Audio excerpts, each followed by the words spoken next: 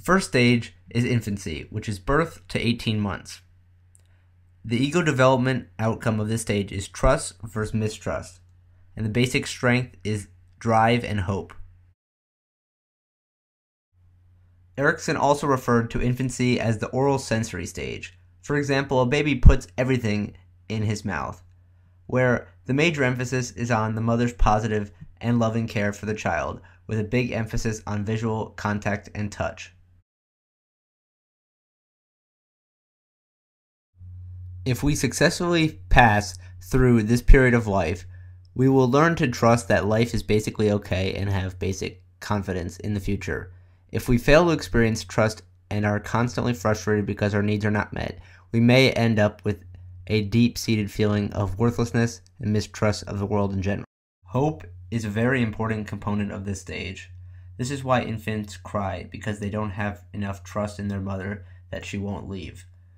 This is why many babies turn to pacifiers and other toys for comfort. For me, I love stuffed animals.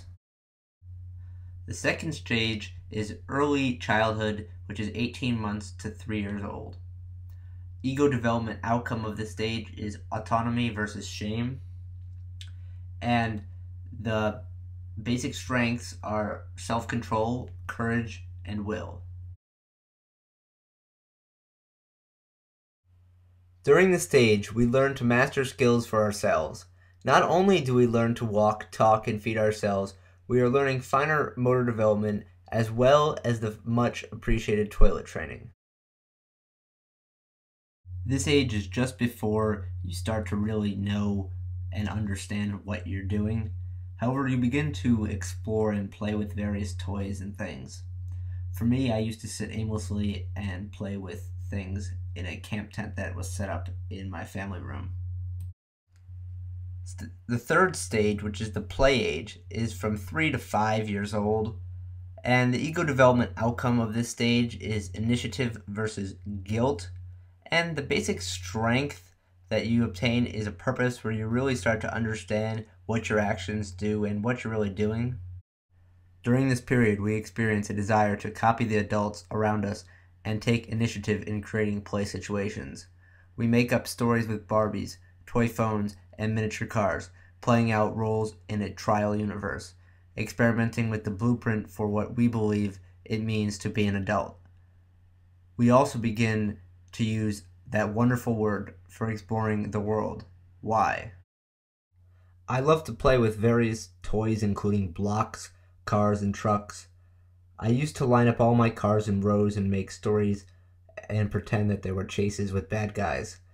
As part of the stage, I like to wear crazy outfits and pretend like as I were an adult, and this sort of relates back to wonder and purpose as I'm slowly starting to understand what I'm doing and trying to copy those around me to become an older person.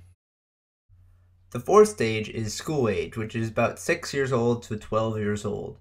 The ego development outcome of this age is industry versus inferiority, and the basic strengths are method and competence. During this stage, often called the latency, we are capable of learning, creating, and accomplishing numerous new skills and knowledge, thus developing a sense of industry. This is also a very social stage of development, and if we experience unresolved feelings of inadequacy and inferiority among our peers, we can have serious problems in terms of competence and self-esteem. As the world expands a bit, our most significant relationship is with the school and neighborhood. Parents are no longer the complete authorities they once were, although they are still important. School age provided a bunch of new challenges for me. First off, I had for the first time competition and the sense of being better or inferior to someone else. I found school to be very boring and was not stimulating like playing or reading books or just hanging out. So unfortunately, I spent a lot of time in the principal's office and received many calls home.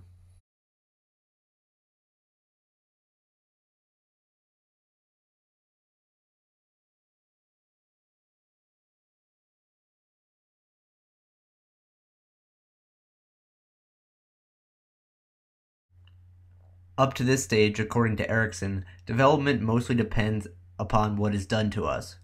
From here on out, development depends primarily upon what we do, and while adolescence is a stage at which we are neither a child nor an adult, life is definitely getting more complex as we attempt to find our own identity, struggle with social interactions, and grapple with moral issues. Our task is to discover who we are as individuals, separate from our family of origin and as members of a wider society. Unfortunately, for those around us, in this process, many of us go into a period of withdrawing from responsibilities, with Erikson called a moratorium. And if we are unsuccessful in navigating this stage, we will experience role confusion and upheaval. A significant task for us is to establish a philosophy of life, and in this process, we tend to think in terms of ideas, which are conflict-free, rather than reality, which is not. The problem is that we don't have much experience and find it easy to substitute ideals for experience. However, we can also develop strong devotion to friends and causes. This state is quite difficult to explain because I am still currently in it. It is very important because you mature the most in this stage, and you also gain a lot of new responsibility and achieve a lot more freedom. The key is balancing these new things so that you can become the person that you want to be. During this stage, you also recognize your goals, and as for me, I recognized what I needed to do in order to achieve them. I also seemed kind of to struggle in this time of what I really wanted to do and what my interests were and what I needed to do to get there.